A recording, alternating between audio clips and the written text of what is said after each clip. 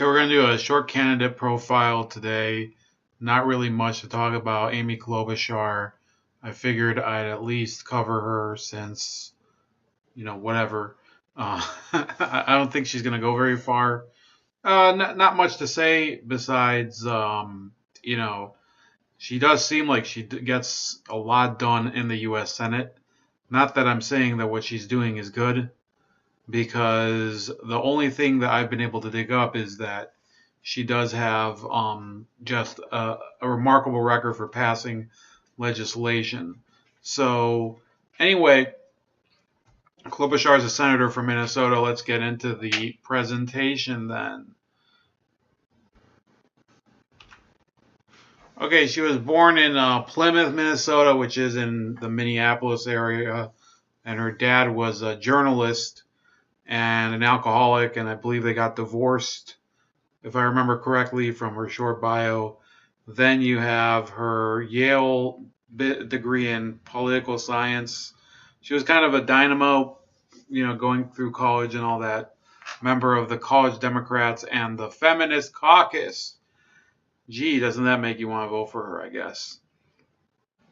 She interned for Vice President Walter Mondale and worked as a corporate lawyer for the Minnesota law firms of Dorsey and Whitney and Gray Plant Moody.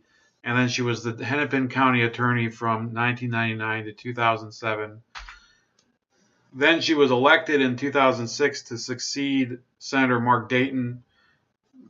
And she's being reelected with very high majorities.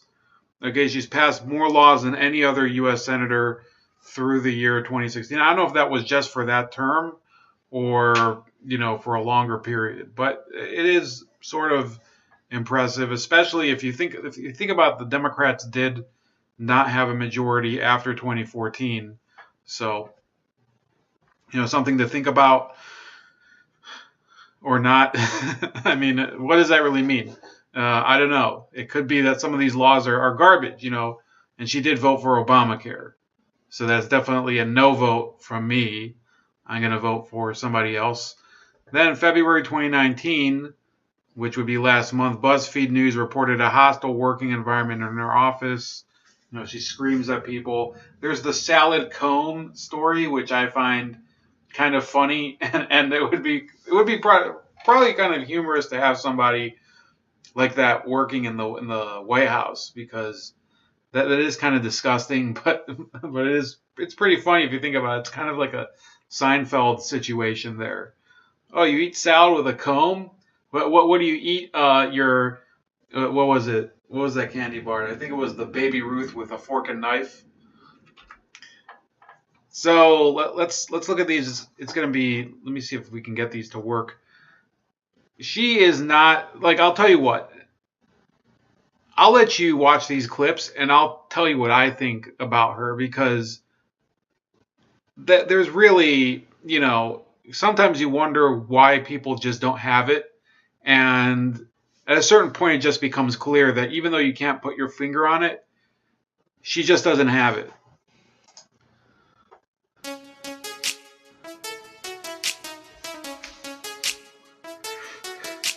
I stand before you as the granddaughter of an iron ore miner, as the daughter of a teacher and a newspaper man, as the first woman elected to the United States Senate from the state of Minnesota, to announce my candidacy for President of the United States.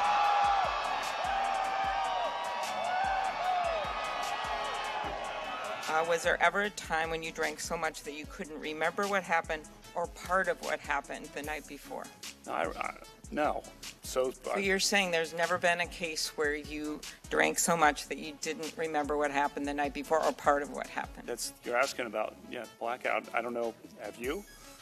Could you answer the question, Judge? That's not happened.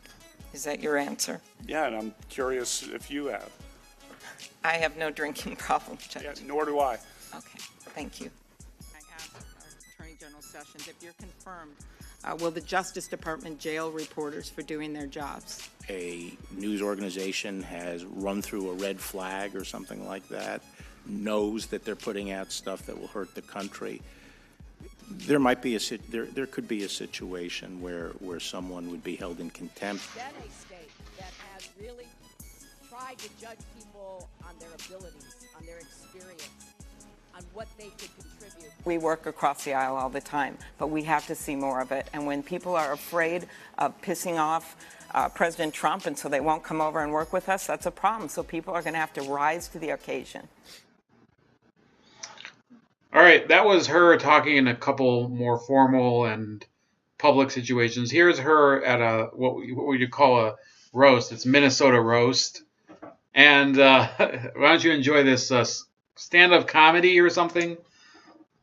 On that inaugural stage, when Melania Trump came down their stairs, I was officially displaced as the most famous Slovenian American in Washington, D.C. It was really traumatic. And she was actually born, this is a true story, an hour away from where my relatives are from in Slovenia. It's like every time I look at her, it's like, look. Well, that's kind of a stupid remark because Slovenia is a tiny country, so an hour away actually isn't that far away over there. It's about as far away as you can get and still be in Slovenia. Looking in the mirror. So I actually, as some of you may have heard, spent New Year's Eve on the Ukrainian front with John McCain and Lindsey Graham. New Year's Eve, which one do you kiss? And it's really a true story. So there we were literally on the front line with President Poroshenko, the Ukrainian troops, snow coming at our faces, right next to the sea.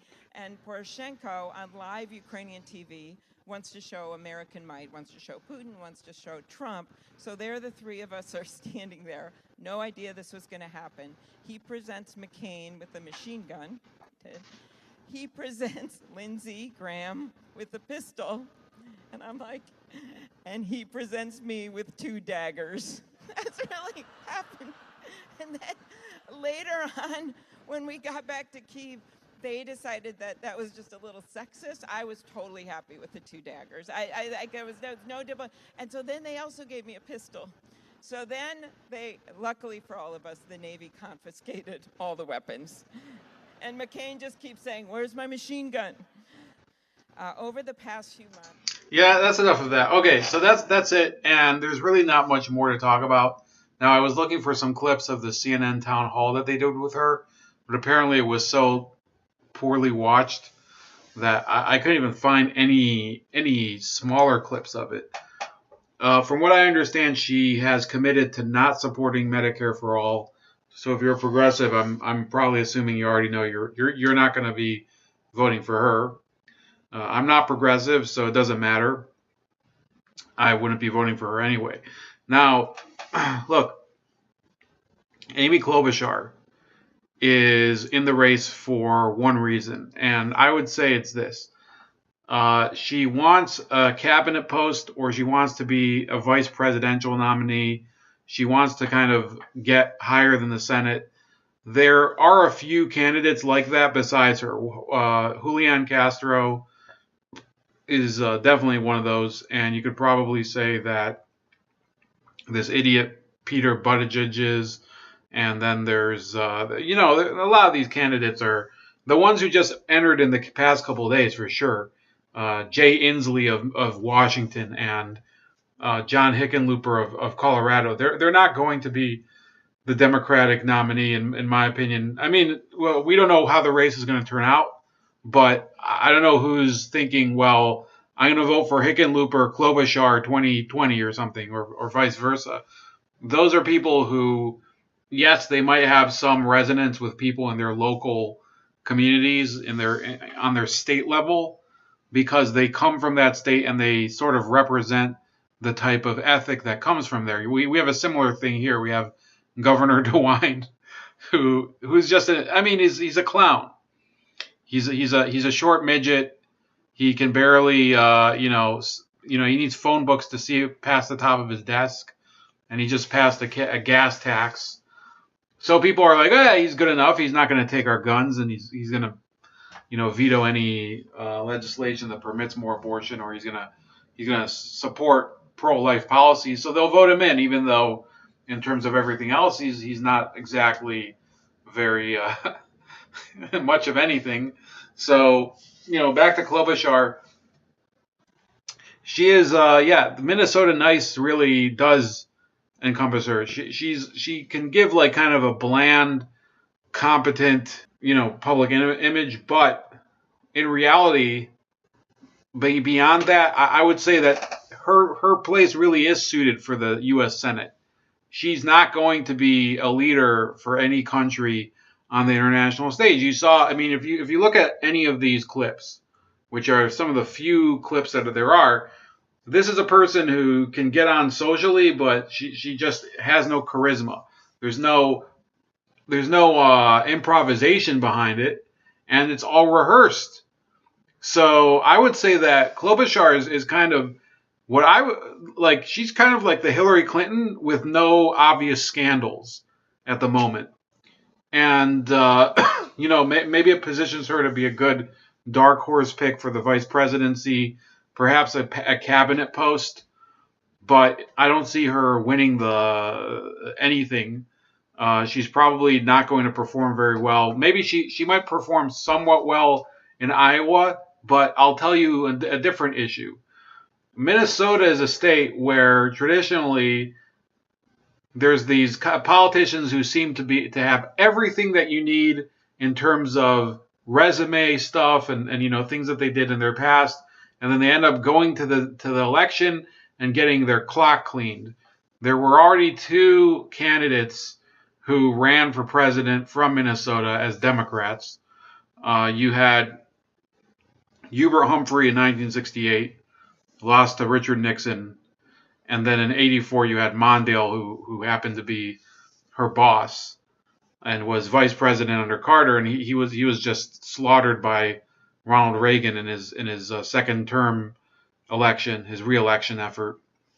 So no, I don't see Amy Klobuchar going anywhere. Yeah, there was also there have been other people from Minnesota try to run on the Republican side, Michelle Bachmann and Tim Pawlenty, and those candidacies went nowhere. I don't know what it is about Minnesota. I know maybe a couple people from there, and whatever. Sorry guys, but Amy Klobuchar is not going to go anywhere. And in terms of policies, progressives have nothing to get behind her for, except for one thing, which is that she was able to work very constructively with Bernie Sanders for a while on a number of legislative proposals. Apparently, that they have kind of a close working relationship. I'm not sure exactly why. It might be because they're both from northern dairy states. So that those are kinds of things that I don't really think you build a presidential vision around. So that's about it. I hope you enjoyed this, whatever the hell this is. I don't know what. So Amy Klobuchar, it would be our either sixth or seventh candidate that we've covered here. There's Julian Castro, Kamala Harris, Elizabeth Warren, who I think are going to do a short sequel on. Then there was also Cory Booker and a couple other people. So that's about it. Please like, share, subscribe. Subscribe to me on BitChute, very important, as well as on Minds.com and on Gab. I'll talk to you guys later.